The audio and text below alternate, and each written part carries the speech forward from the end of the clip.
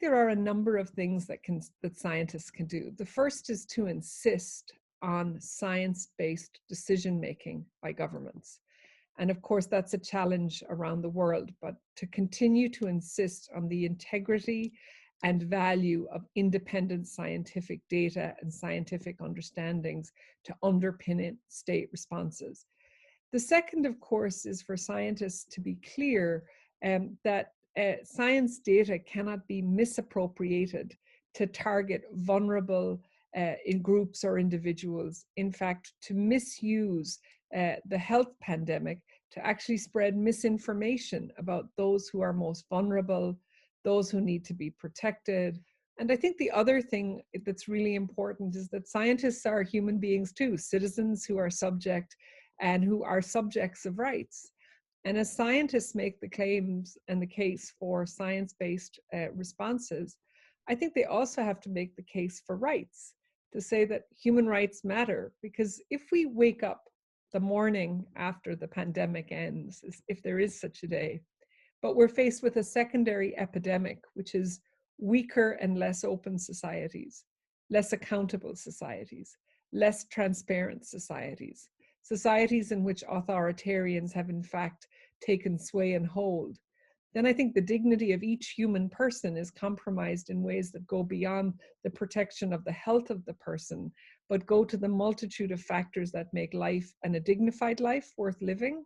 So it's also important for scientists to be citizens, given that scientists have such an elevated voice at this moment. It's a really important role for scientists to play. The most open and valued protection we have is the accountability of governments to their citizens, and that includes the accountability in protecting citizens' rights.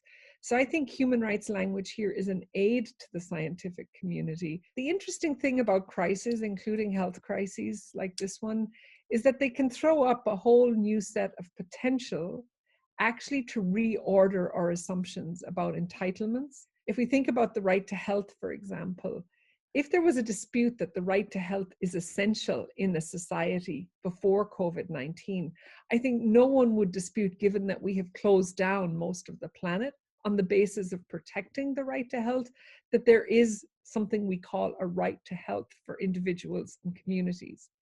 The second thing that follows from that is that people have to have access to that right to health in order for it to be meaningful. And if that was a debate pre-COVID, I think the specter that we have closed down our societies in order to protect systems of health make that a non-debate. So in many ways, that has changed the landscape of the way we talk about a particular fundamental right. And in that, of course, lies enormous opportunity to positively change the lives of many, many people on the planet. So I think even as we're concerned about overreach and we're concerned about abuse by government in these moments, we also have to be aware of the transformative potential of COVID-19 to be rights enhancing rather than rights depressive. And I think that's a thought worth holding on to as we grapple with these complex legal and ethical issues.